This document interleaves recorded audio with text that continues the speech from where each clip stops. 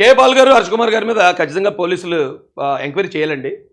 వాళ్ళు ఏ కారణాలతో చెప్పారు. ఆల్రెడీ కే పాల్ గారు అయితే డైరెక్ట్ చెప్పేశాడు, అది హత్య, దీని వెనకాల పవన్ కళ్యాణ్ గారు ఉన్నారు, సోన్స్ అన్నారు. ఖచ్చితంగా ఇలాంటి వాళ్ళ మీద పోలీసు ఒకసారి చర్యలు తీసుకోకపోతే రేపు పొద్దున్న ఇలాంటి సున్నితమైన అంశం ఏదో వచ్చినా ఇలాగే రెచ్చగొడతారు, వీళ్ళు ఇలాగే రెచ్చగొడతారు. కాబట్టి కే పాల్ గారి మీద చట్టపరమైన చర్యలు ఎంక్వైరీ చేసి తీసుకోండి. రెండోది, హర్ష్ కుమార్ గారు కూడా నా దగ్గర పకడ్బందీ ఆధారాలు ఉన్నాయి, పకడ్బందీ ఆధారాలు, అది గ్యారంటీ హత్య. నాకు పోస్ట్ మార్టం చేసిన డాక్టర్ కూడా చెప్పాడు అది హత్య అని.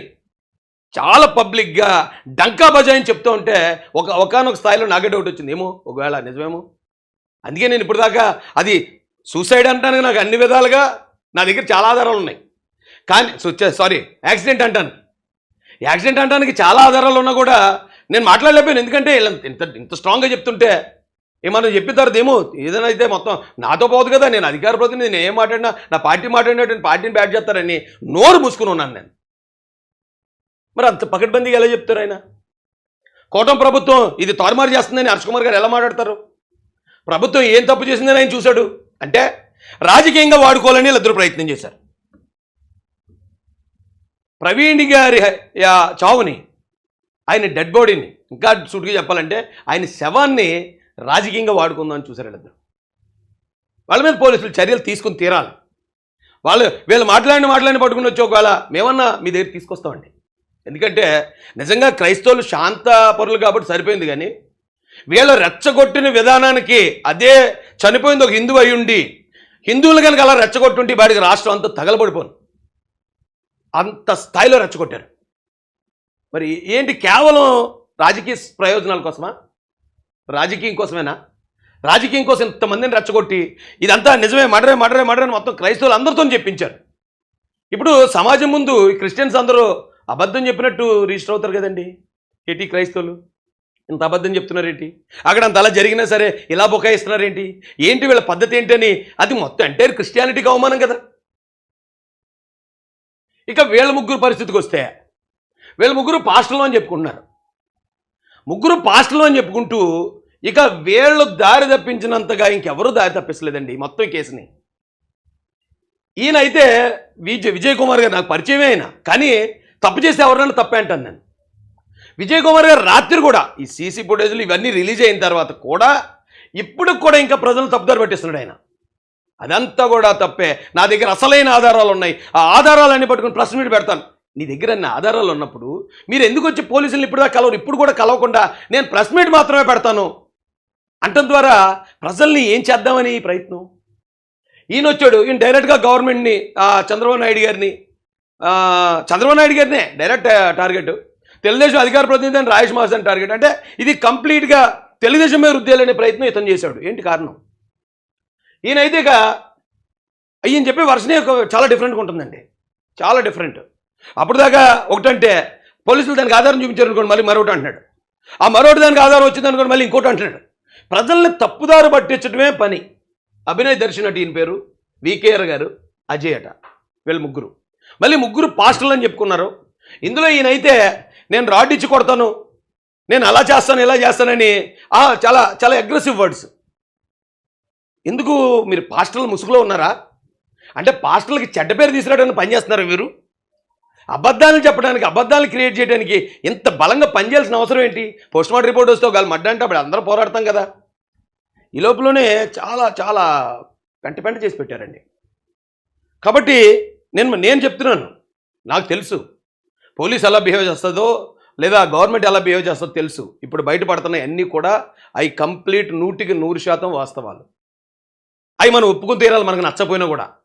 ఇంకేమైనా డౌట్లు ఉంటే ఆ డౌట్లు కూడా తెలియజేయండి, పోలీసు వారి దగ్గర తీసుకెళ్ళండి, వాటికి కూడా వాళ్ళు ఆన్సర్ చెప్తారు. అంతే తప్ప ఇంకా ఇలాంటి వాళ్ళు మాటలు నమ్మి లేదు అది హత్యేనంట, అక్కడ ఎవరో ఆయన డ్రెస్ వేసి ఆయన పంపించారట, లేదా ఆ బండి అది కాదట, ఆ బండి మరొకరి పేరున ఉందట. మొన్నదాకా విజయవాడలో చంపేశారన్నారు.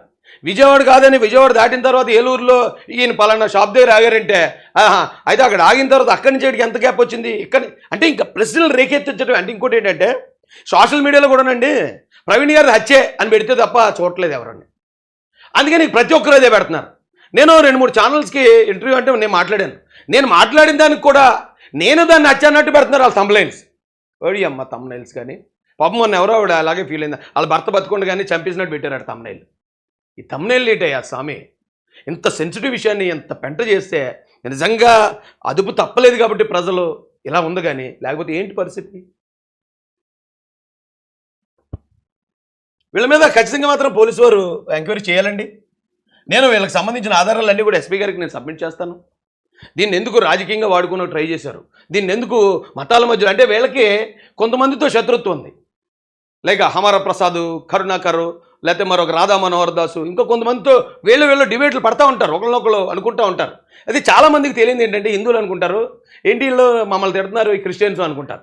చాలామంది క్రిస్టియన్స్ అనుకుంటారు ఏంటి పలానా హిందువులు మమ్మల్ని తిడుతున్నారు అనుకుంటారు. కానీ ఈ అమాయకమైన హిందువులకి అమాయకమైన క్రైస్తవులకి మధ్యలో ఇలాంటి వాళ్ళు, ఆ కరుణాకర్, అమర ప్రసాద్ లాంటి వాళ్ళు ఉంటారు. వాళ్ళు ఏం చేస్తారంటే హిందూ పేరుతో క్రిస్టియన్ తిడతారు, వీళ్ళు ఏం చేస్తారంటే క్రిస్టియన్ పేరుతో హిందువుని తిడతారు. సో ఈ వీళ్ళు క్రియేట్ చేసిన ఈ రప్చర్ ఏదైతే ఉందో రెండు వర్గాల మధ్యలోకి వెళ్ళిపోతున్నాయి. ఇది ఎంత నేను ఇంత క్లియర్గా ఎందుకు చెప్తున్నాను, గతంలో నేను కూడా ఆ గ్రూప్లో ఉన్నవాడినే. నేను వాస్తవాలు తెలుసుకుని బయటకు వచ్చాను. అరే బాబు ఇదంతా పెద్ద ఇదిలాగా ఉందిరా బాబు, ఇదంతా కూడా పెద్ద స్క్రిప్ట్ లాగా ఉంది అని చెప్పి నేను అందులోంచి బయటకు వచ్చాను. బయటకు వచ్చి హిందువుల్లో మంచోళ్ళు ఉన్నారు, క్రైస్తవుల్లో మంచోళ్ళు ఉన్నారు, హిందువుల్లో దొంగలు ఉన్నారు, క్రైస్తవుల్లో దొంగలు ఉన్నారు. కాబట్టి ఒక మతం ఎప్పుడు మంచిది అయిపోదు, ఒక మతం ఎప్పుడు చెడ్డదైపోదని ఇక అక్కడి నుంచి న్యాయమే నిలబడ్డాను. ఎటు న్యాయం ఉంటే అటు మాట్లాడతానని. కానీ వీళ్ళు కావాలని ఇంటెన్షనల్గా వీళ్ళ స్వార్థ ప్రయోజనాల కోసం ప్రవీణ్ పగడాల గారి శవాన్ని వాడుకున్నారు. శవాల మీద చిల్లర ఏరుకోవటం, శవాల మీద పేలాలు ఏరుకోవడం అంటారు చూసారా, అదే చేశారు వీళ్ళు. ఈ 5గురే కాదు, ఇంకా చాలామంది ఉన్నారు. అయితే కొంతమంది నిజమని నమ్మారు. ఎందుకంటే ఈ రాష్ట్రంలో జరుగుతున్న కొన్ని పరిణామాలు, కొంతమంది నాయకులు మాట్లాడుతున్న ఏకపక్ష ఏకమత కామెంట్లు, కొంతమంది చేస్తున్న ఈ మతం పేరుతో చేస్తున్న దౌర్జన్యాలు అనొచ్చు, ఇంకోటి అనొచ్చు, ఏవో రకరకాలు ఉండటంతో క్రైస్తవులు కొంచెం అభద్రతా భావంలో ఉన్నారు చాలా రోజుల నుంచి. కరెక్ట్గా జరిగింది, ఓ పాస్టర్ గారిని చంపేశారు, మతం పేరుతో చంపేశారు, ఆ మతోన్మాదులు చంపేశారు అనేటప్పటికీ క్రైస్తవులు అందరూ టక్కమని నమ్మేయడానికి అది కారణమైందండి. నమ్మేశారు, అందరూ నమ్మేశారు. అందులో కొంతమంది ఏంటి క్రైస్తవులు ఎలా చంపేస్తున్నారు, మనం ఇప్పుడే ఏకం అవ్వకపోతే ఇంకా ఎక్కువ మందిని చంపేస్తారేమో అనే ఉద్దేశంతో ఏకమయ్యారు. మరి కొంతమంది పాస్టర్లకి ఇది విషయం తెలిసినా కానీ ఆ తెలిసినా ఇంకా జనాలు ఎలాగ రోడ్డు ఎక్కుతున్నారు కదా, ఒకసారి మన బలం చూపిస్తే బాగుంటుంది గవర్నమెంట్కి అనుకునే వాళ్ళు ఉన్నారు.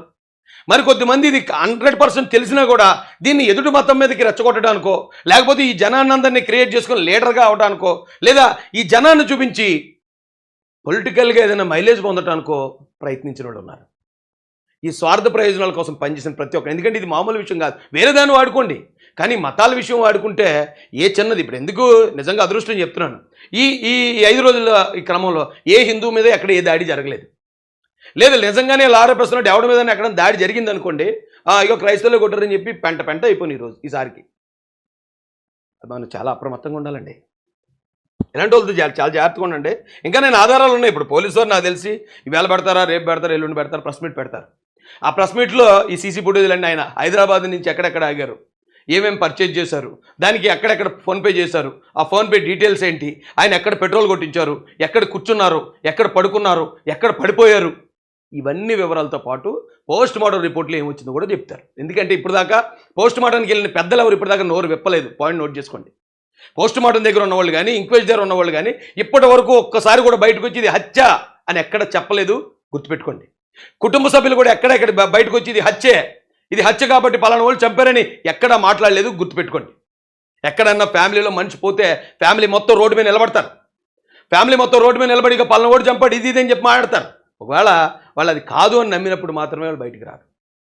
ఆ కుటుంబం ఎంత ఉన్నతంగా ఆలోచించిందో ఆలోచించండి. ఆ కుటుంబాన్ని ఎవరు తక్కువ చేయొద్దండి, చులకం చేయొద్దండి. వాళ్ళు చాలా బాధలో ఉన్నారు. అలాగే ప్రవీణ్ గారు చనిపోవటం, ఆయన బ్రతుకున్నంత కాలంలో నాకు తెలిసినంతవరకు ఆయన మంచి చేశాడు తప్ప ఎవరిని నాశనం చేయడం, ఎవరినో దోచుకోవటము, ముఖ్యంగా డబ్బుల కోసం అతను మతాన్ని దేవుడిని వాడుకోలేదు. అతను సొంత కష్టార్జితం మీద అవసరమైతే 10 రూపాయలు బయటకు ఖర్చు పెట్టాడు తప్ప దేవుడిని చూపించి ఎక్కడా కూడా అతను దాన్ని కమర్షియల్ చేయలేదు. కాబట్టి అతను కూడా ఆయన్ని ఏమి మనం తక్కువ చేయడానికి లేదండి. బ్రతుకున్నంతకాలం చాలా బాగా బ్రతికాడు ఆయన.